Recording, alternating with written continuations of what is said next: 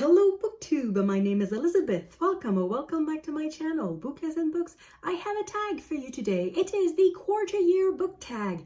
Officially it's the quarter year crisis book tag, but I don't like the word crisis because there's no crisis. It's spring, woohoo, finally. Well, I say finally, it's still under zero today, it's still below freezing point. Yay.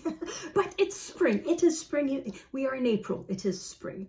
So I have this tag for you today. I was not tagged because nobody tags anyone for that tag. It's just one of those tags that just float around and you just pick them up, do them and release them, and just if you want to do it, you're tagged. That's it. So yeah, it's basically just an excuse to wrap up the first quarter of the year and see what you've read so far and just mention the highlights and the lowlights of your reading year. So the first question is, how many books have you read so far? Thanks to my trusty notebook, I can tell you that I've read 36 books. And so far I've stopped at March 31. I'm filming this like in the first week of April. So I've read one more.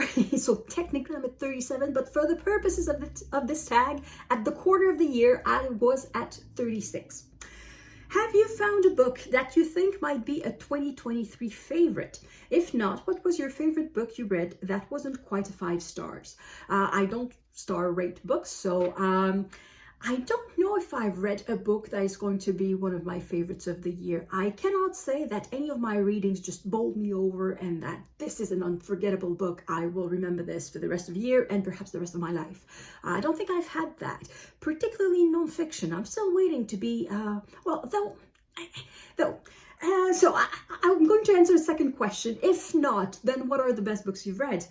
So in nonfiction, I would say my top 2 favorite nonfiction are 2 books that I read for the Booktube prize. And it's the 2 books that I ranked at 1 and 2. So the first one, the one that I ranked at number 1 was An Immense World by Ed Young, which is a book about nature, and it's about how different animals perceive the world that surrounds them in different manners. And the other one was Pandora's Jar by Natalie Haynes, that did not make it out of the first round. It got eliminated. I'm very sad about that because I really like that book. But then again, I'm interested in ancient Greek writings and Greek plays and Greek poetry, so I guess I was a bit biased in there. And that was nonfiction. So on the fiction side, so far my favorite would be This World of Mankind. Yes, This World of Mankind, that's the title in English. I read it in French, and it's a translation anyway, by the author whose name I'm just going to write at the bottom of the screen because really trying to pronounce it is just, it's above my linguistic abilities. Apparently, he is commonly called Pram in his native Indonesia. So I'm just going to go for that, by Pram. And that was a volume 1 of 4, and I intend to read the other ones quite soon. I think I'm going to pick the second one up for, what's the name of the readathon? The Asian readathon. I think that's the name. That is hosted by Cindy from the channel that used to be called Reading with Cindy, and now it's just with Cindy. So that happens in May. So I'm going to read the second one there, and I think the cumulative books will be like the best reading of the year, probably. Just one on its own, it was very, very good, but I'm not sure if on its own the first one would make it as best of the year. But if I add them up, they very well may be some of the best reading of the year. So far, that's what I have. At number 3, any 1-star book. Again, I don't star books, or at least favorite book of the year.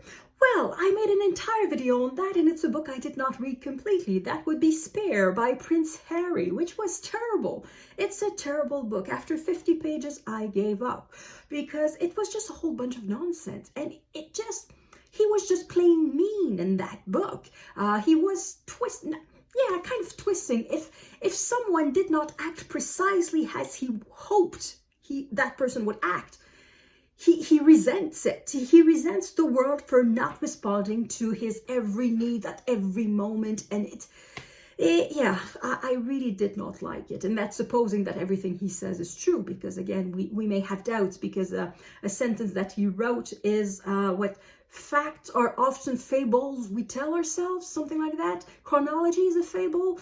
If facts and chronology are not facts and chronology, if they are inventions, then you cannot trust the guy. So yeah, that's a terrible book. I've just read 50 pages, as I said. So am I really criticizing the entire book?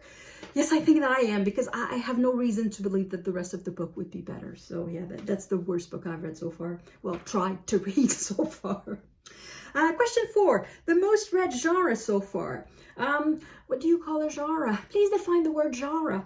So if a non-fiction is a genre, then fiction would be, and the answer would be fiction. So out of 36 books, it's 21 fiction and 15 non-fiction.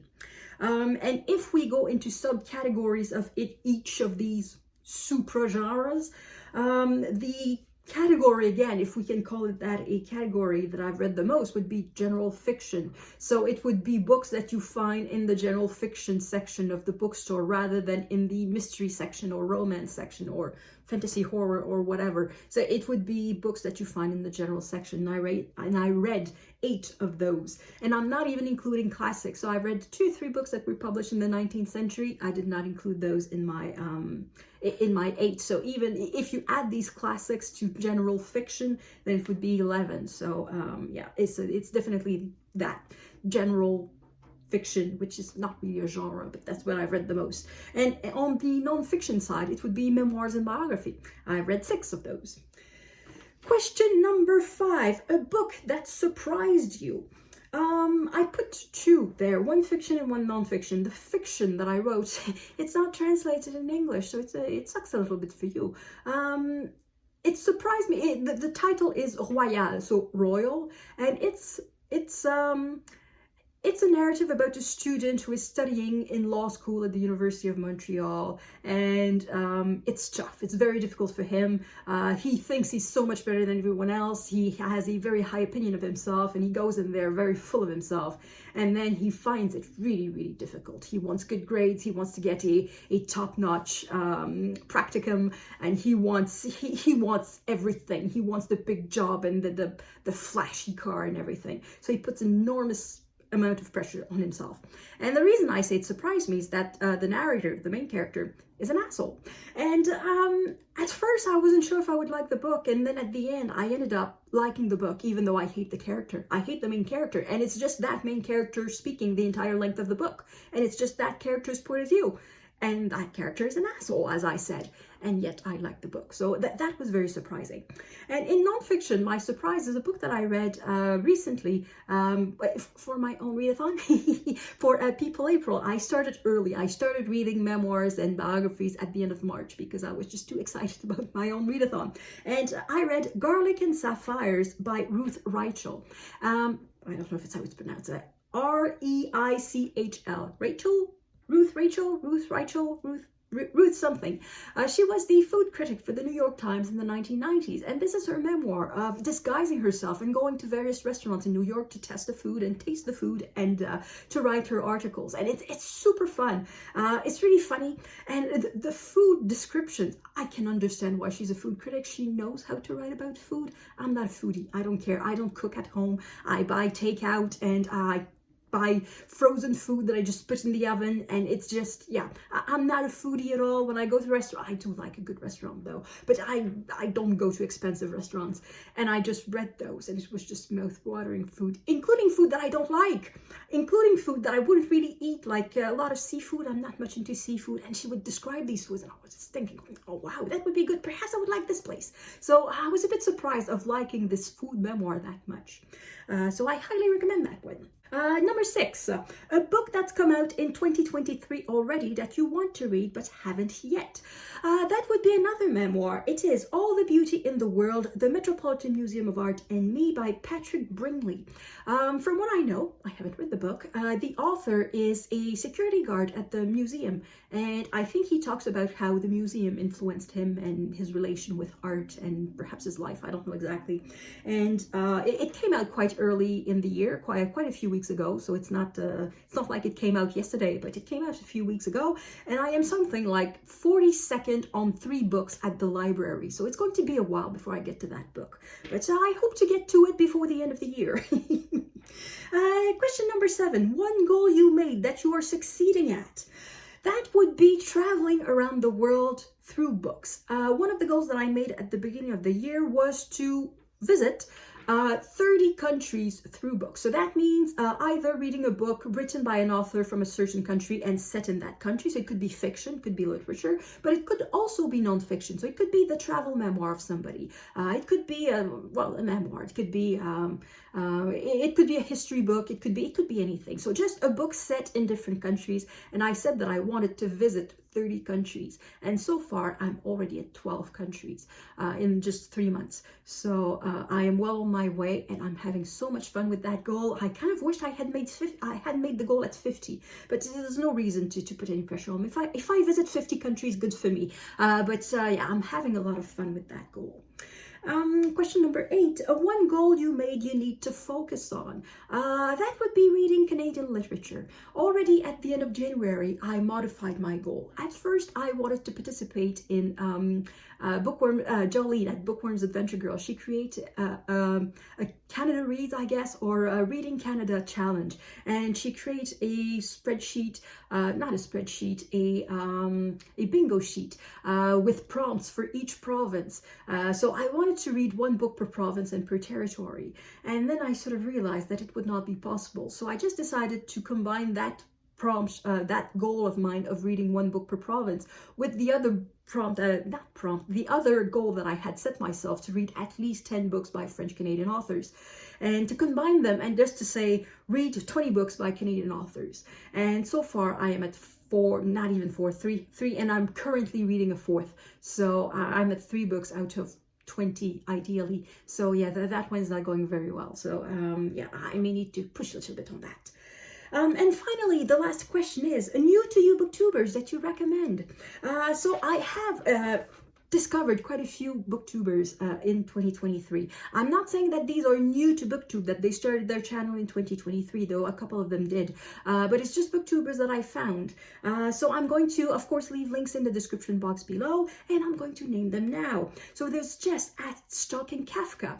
She's based in Montreal, so that's always something that I like. There's Julie Reads Her Bookshelf. Nicole at A Day of Small Things. She focuses on classics mainly. She said that she would read a lot of Shakespeare this year. So far, she's a lot in ancient Greek mythology. She's reading the Iliad and the Odyssey, and she's very detailed in her presentation of these books, and it's just I really like her channel. Another Canadian, Amy's Bookish Adventures. She's a teacher. She's on the East Coast, Nova Scotia, if I remember correctly. A channel of a person who's been on Booktube for quite a while. If I look at the list of videos, I think she goes back 2 or 3 years, but it's the first time that I saw her channel this year. Her name is Ellen, and her channel name is Lunacia Books. And she is a librarian in Norway, so she lives in Oslo. So that's traveling with Booktube. That's always fun. And another new Booktuber from this year, I think she started with the new year. I think maybe just at the end of December. It's Kellyanne Mitchell, and I think a lot of you already know her. She comments on our videos, and she's a very welcome addition to Booktube. So yeah, these are the channels that I recommend to you. And that is it for me. Thank you everyone for watching, and I will see you in the next video, which I don't know what it will be. I am improvising. It's okay. I improvise my life. Yep, it's okay. Have a nice day, and I will see you in the next video. I already said that. À la prochaine. I don't remember how to film. I had a long week. The first week of April was very long, but it's okay. Now it's Easter. Yes, it's Easter. Yay, happy Easter.